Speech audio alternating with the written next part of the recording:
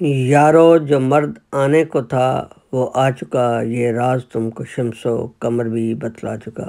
ناظرین آداب، نبی اکرم صلی اللہ علیہ وسلم کی احادیث اور باقی تمام ادیان کی پیشگوئیوں اور علامتوں کے مطابق 14ویں صدی کا اختتام ہی کسی مسلح کی آمد کا زمانہ بنتا تھا، کیونکہ یہ زمانہ واقعی ہر لحاظ سے اضطراب کا زمانہ تھا۔ تمام مذاہب کے لوگ شدت سے کسی مسلح، مہدی یا نذیر کے انتظار میں آسمان کی طرف منہ اٹھائے دعا کرتے ہوئے نظر آتے تھے۔ خصوصاً مسلمانوں کی اخلاقی اور مذہبی حالت اتنی بگڑ چکی تھی کہ اب سوائے کسی مصلح الدین کے کوئی اسے ٹھیک نہ کر سکتا تھا۔ اسلام تو تھا مگر نام کی حد تک، قرآن مجید تو تھا مگر حروف کی حد تک، یا پھر ریشمی غلافوں میں لپٹا شربتیوں کی زینت کی حد تک۔ ایسے میں قادیان کے شہر میں مغلیہ خاندان سے وابستہ بلاس قبیلہ میں مرزا غلام احمد مرتضیٰ کے ہاں ایک بچے مرزا غلام احمد نے جنم لیا، جس نے اس زمانے کی مذہبی اصلاح اور روحانی قیادت کا بیڑا اٹھانا تھا۔ عیسائیت دنیا پر اپنا رعب و دبدبہ بٹھا چکی تھی، ہندو مذہب ذات پات اور جادو منتر کے چکروں میں تھا۔ عیسائی پادری اور راہب جہاں کہیں مسلم علماء کو دیکھتے انہیں کھڑا کر کے اسلام اور نبی اکرم صلی اللہ علیہ وسلم پر الزامات کی بھرمار کر دیتے، مگر بیچارے مسلمان بت بنے کھڑے رہتے، کیونکہ وہ دینی علم و معرفت سے عاری ہو چکے تھے۔ ان کی حالت یہاں تک پہنچ چکی تھی کہ عیسائی پادریوں کو دیکھتے ہی مسلم علماء دیواروں کی اور یا پھر اوپلوں کے ڈھیر کے پیچھے چھپ جایا کرتے تھے۔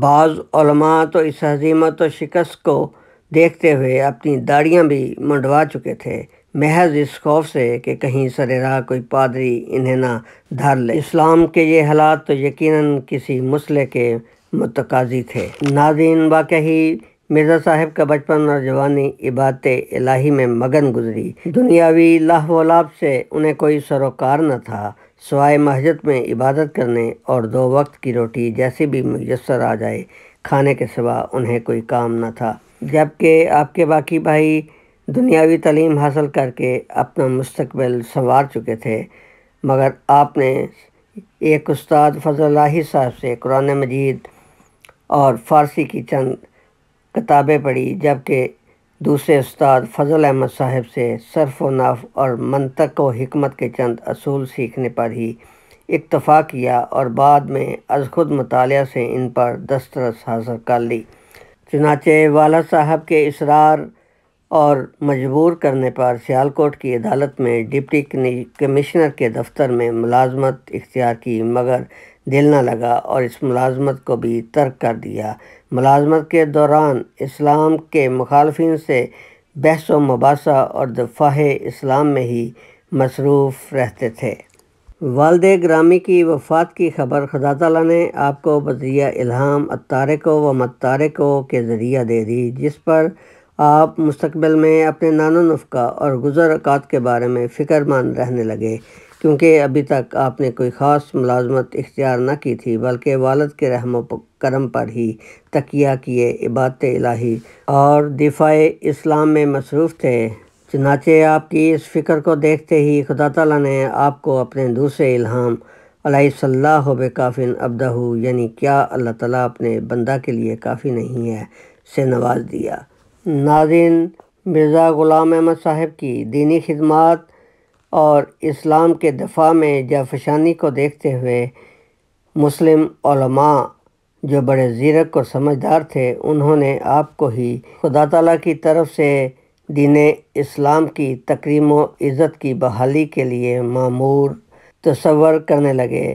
حضرت صوفی احمد جان جو بڑے ہی بلند پایہ اسلام کے عالم تھے، وہ تو برملا کہہ اٹھے، ہم مریضوں کی ہے تم ہی پہ نظر، تم مسیحا بنو خدا کے لیے۔ اور حضرت صوفی احمد جان صاحب نے اپنے کم و پیش 40 مریدوں کو اکٹھا کیا اور اپنے گھر واقع لدھیانہ میں حضرت مسیح موعود علیہ السلام کو بلا کر ان کے ہاتھ پر بیعت کر لی۔ اس طرح یہ سلسلہ چل نکلا اور پھر خدا تعالیٰ نے آپ کے مریدوں میں رفتہ رفتہ اضافہ کرنا شروع کر دیا۔ ابھی تک آپ نے دعویٰ ماموریت نہیں کیا تھا۔ آپ نے دعویٰ ماموریت اس بیعت میں 2 سال بعد 1899 کو کیا۔ آپ کا دعویٰ مہدیت کرنا ہی تھا کہ بر صغیر میں ایک دم پھر بنچال سا آ گیا اور آپ کی مخالفت زور پکڑ گئی۔ آپ نے بھی احیاء اسلام اور تقدس نبی اکرم صلی اللہ علیہ وسلم کے تحفظ میں مزید جانفشانی سے کام شروع کر دیا۔ مسلم علماء سے محمد حسین بٹالوی اور مولوی نذیر حسین، عیسائیوں سے پادری عبداللہ آتھم، ڈاکٹر مارٹن کلارک اور امریکہ سے ڈاکٹر ڈوئی دشمنان اسلام بن کر آپ کے سامنے سیسہ پلائی دیوار بن کر کھڑے ہو گئے۔ خدا تعالیٰ نے نہ صرف انہیں شکست دی بلکہ انہیں نشان عبرت بھی بنا ڈالا۔ آپ کا یہ سلسلہ طوالت اور استقامت پکڑ چکا تھا۔ آپ نے کچھ تصانیف بھی تحریر کی۔ ابتدائی تحریروں میں سبز اشتہار اور براہین احمدیہ دلائل کے لحاظ سے دشمنان اسلام کے لیے زہر قاتل ثابت ہوئیں، اور مسلم تو ایک طرف، عیسائی، ہندو، آریہ، سناتن دھرم والے سبھی علماء آپ کی علمی قابلیت اور اسلامی خدمات کے معترف ہو گئے۔ ناظرین، نبی اکرم صلی اللہ علیہ وسلم کا یہ روحانی فرزند جلیل اسلامی خدمات بجا لاتا ہوا اور دین اسلام کا دفاع کرتا ہوا بالآخر 26 مئی سن 1908 کو اس جہان فانی سے رخصت ہو گیا۔ انا للہ و انا الیہ راجعون۔ ناظرین، حضرت مسیح موعود علیہ الصلوۃ والسلام کی وفات کے بعد آپ کی بنائی ہوئی جماعت کے خلفاء کی اقتداء میں یہ سلسلہ جاری و ساری ہے اور دنیا کے طول و عرض میں دینی و انسانی خدمات کو جاری رکھے ہوئے ہے۔ وہ دن دور نہیں جب دنیا کی اکثریت لوائے احمدیہ یعنی حقیقی اسلام کے جھنڈے تلے آنے میں ہی اپنی بقا اور سلامتی سمجھے گی، انشاءاللہ تعالی۔